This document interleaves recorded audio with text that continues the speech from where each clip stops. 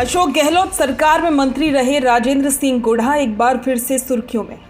दरअसल उनके एक बयान के बाद सियासी गलियारों में अब चर्चा शुरू हो गई है कि बसपा कांग्रेस के बाद अब राजेंद्र सिंह गोढ़ा का शिवसेना से भी मोह भंग हो चुका है, क्योंकि झुंझुनू में ईदगाह पर मुस्लिम लोगों को ईद की बधाई देने पहुंचे राजेंद्र सिंह गोढ़ा ने कहा है कि वे शिवसेना से चुनाव नहीं लड़ेंगे।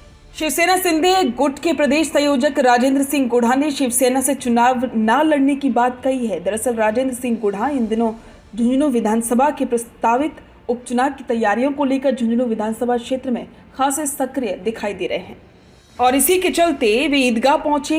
यहां पर पत्रकारों से बातचीत करते हुए राजेंद्र सिंह गोढ़ा ने कहा कि 40 साल पहले झुंझुनू जिला सीकर जिले से 4 कदम आगे था, लेकिन अब 1000 कदम पीछे है।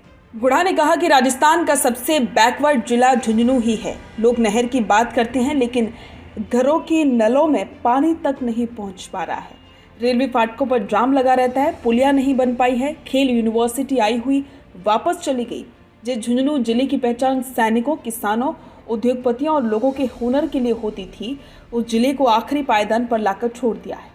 इसलिए झुंझुनू के पुराने गौरव को वापस दिलाने के लिए वे काम करेंगे। राजेंद्र सिंह गोढ़ा ने चुनाव लड़ने के सवाल पर कहा कि ये तय है कि मैं शिवसेना से चुनाव नहीं लड़ूंगा।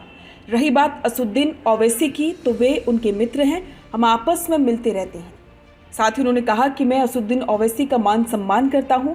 गोढ़ा के इस बयान के बाद कयास शुरू हो गए हैं कि गोढ़ा अब असुद्दीन ओवैसी की पार्टी ऑल इंडिया मजलिस-ए-इत्तेहादुल मुस्लिमीन, जिसे कि AIMIM के नाम से भी जाना जाता है, उससे चुनाव लड़ सकते हैं, क्योंकि झुंझुनू में मुस्लिम वोटर्स की अच्छी खासी तादाद है। बहरहाल राजेंद्र सिंह गोढ़ा के इस बयान से एक बार फिर से सियासी चर्चाओं में उफान आ गया है और साथ ही ये चर्चा भी शुरू हो गई है कि सबसे पहले लोक जनशक्ति पार्टी में, फिर बहुजन समाजवादी पार्टी में, फिर कांग्रेस में और फिर शिवसेना के बाद क्या अब राजेंद्र सिंह गोढ़ा ओवैसी की पार्टी AIMIM में जाने वाले हैं?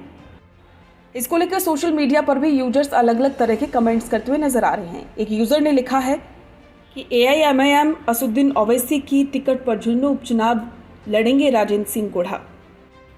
इसके साथ ही एक और यूजर ने लिखा कि थोड़े दिन में और किसी पार्टी में नजर आएंगे। ऐसे बहुत से पोस्ट है जो कि यूजर्स सोशल मीडिया पर कर रहे हैं और इसके साथ साथ में राजेंद्र सिंह गोढ़ा की किरकिरी भी सभी लोग करते नजर आ रहे हैं। अब देखना होगा क्या उपचुनाव में राजेंद्र सिंह गोढ़ा एक बार फिर से अपनी राजनीति को बचा पाते हैं।